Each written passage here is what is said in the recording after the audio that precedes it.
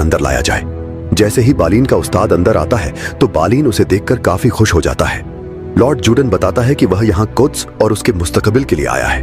वह कहता है कि छोटे बादशाह की हालत सबके सामने है और उनके जाने के बाद लॉर्ड गाय जैसा बदअखलाका आदमी कभी भी तख्त का वारिस नहीं बन सकता। जिस पर बालीन कहता है कि शहजादी सबीला ने अपने मुस्तकबिल का फैसला पहले ही सुना दिया है। लॉर्ड जूडस कहता है कि बालीन, तुमने अपनी मोहब्बत और तख्त को खुद खोया है। और वह कहता है कि बुराई के खिलाफ मंसूबाबंदी करने में कोई बुराई नहीं। इसी दौरान उसका कमांडर आकर कहता है कि बाहर कसीर तादाद में लॉर्ड जूडस के सिपाही मौजूद हैं और अबीलिन की फौज में शामिल होना चाहते हैं।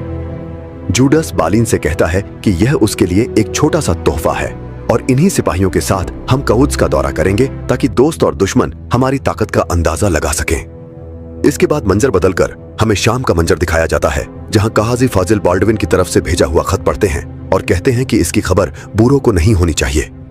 खुदा नख्वास्ता अगर हालात मजीद पेचीदा हो गए तो मैं खुद सुल्तान के नायब के तौर पर मुलाकात करने जाऊंगा।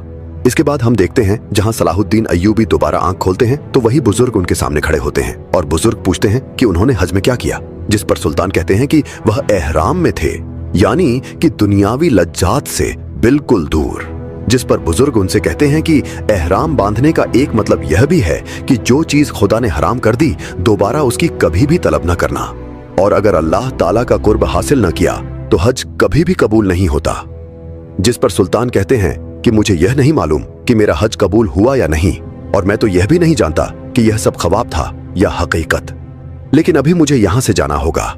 जिस पर बुजुर्ग जवाब देते हुए कहते हैं कि अब वह जैसा कहेंगे उन्हें करना होगा। जिस पर सलाहुद्दीन अय्यूबी उन बुजुर्ग के पीछे चल देते हैं।